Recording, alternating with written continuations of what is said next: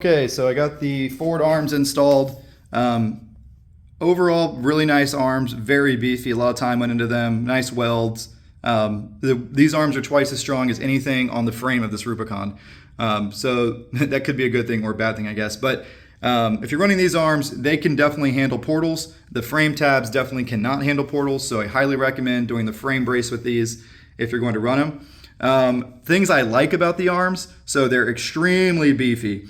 Like really overkill beefy, really thick plates top and bottom, really thick pipe, really big bolts on the adjusters, really big fat welds everywhere.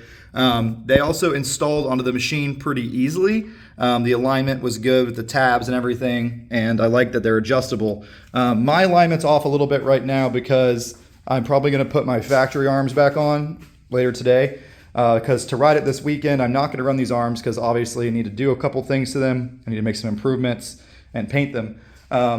What else did I like? The ball joint fitment here was really good. The ball joint pressed in just like a factory ball joint. Very nice tight press fit. So when you put the snap ring on. This is all kind of temporary, by the way. Shock mounts are really beefy. The shock lined up good. Yeah. They don't really advertise any lift from what I'm aware, but I definitely got some lift out of them. This shock mount is higher than factory, and plus it's sitting on an arch. So my machine has 1/2-inch spring spacers on the top of the springs. And with these arms, I'm sitting at right about 2 inches of lift.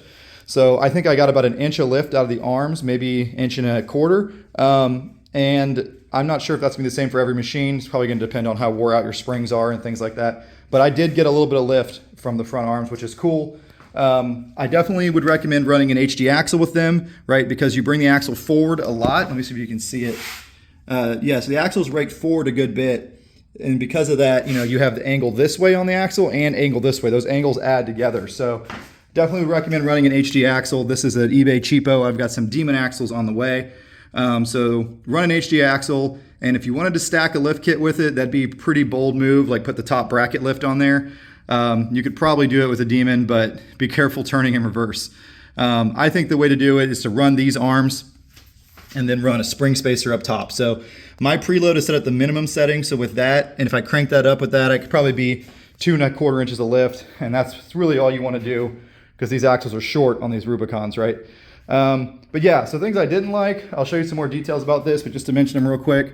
The taper in the bottom of this plate is not a machined reamed taper. It looks like it was just kind of cut with a plasma table. So that's not excellent. Talked to the manufacturer about that. He said, well, if you know a better ream, send it to me because I'm still trying to find a factory size ream. I used to have one I had ordered. I need to dig it out if I still have it. So that definitely needs improvement. If you have these arms, I would check the torque on this bottom ball joint every ride because the ball joint's constantly going to be seating into it because it's not a perfect taper. Especially with portals. That ball joint is going to be a huge problem with portals. The other thing is I hate these style bushings. You guys hear me talk about all the time, the Super ATV style bushings.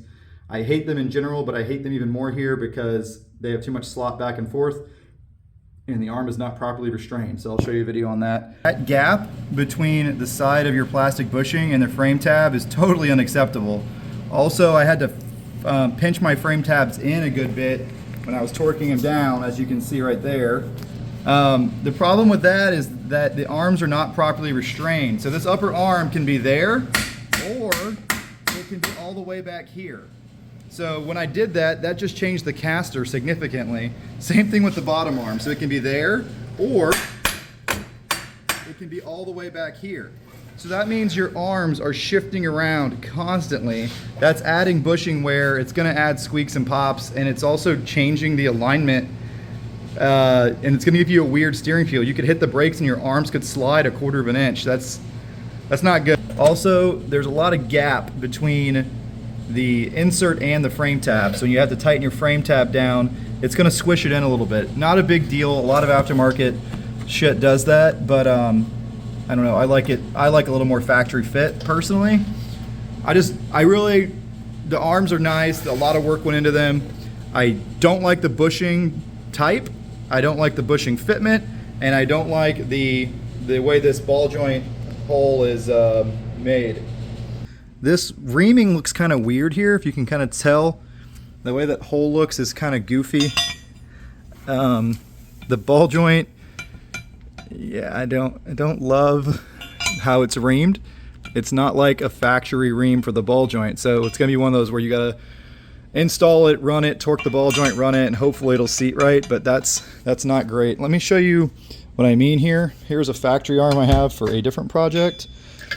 And see how the ball joint fits in a factory arm? It doesn't wiggle around. That's how it's supposed to fit. These, that's not great. So that's my big complaint so far, is that and the bushings. All right, so these arms did not come with ball joints, so I'm pressing them in. They actually pressed in okay. I just used the old ghetto Amazon ball joint press like that, put a socket on top of it, and ran her home. If you already have these arms, there's two things you can do to improve them. Number one is buy a reamer and ream this out better, this bottom ball joint plate. And number two, you could stack a washer in here. So if you put a washer in between the frame tab and the plastic there, that'll keep the arm from sliding back and forth so much, and it'll help your steering feel and help your bushing wear. Not ideal. You shouldn't have to do that with a set of $1,000 control arms, but basically all four of them look the same way. And I did test, that one's real bad.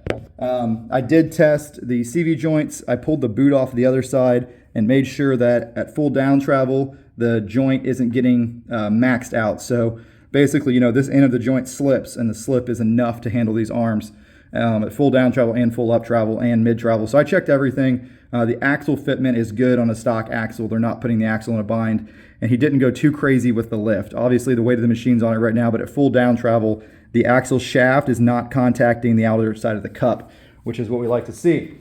But yeah, so there's a lot more clearance behind the tire here, which is excellent. I can run the 33s better now. And yeah, coming along.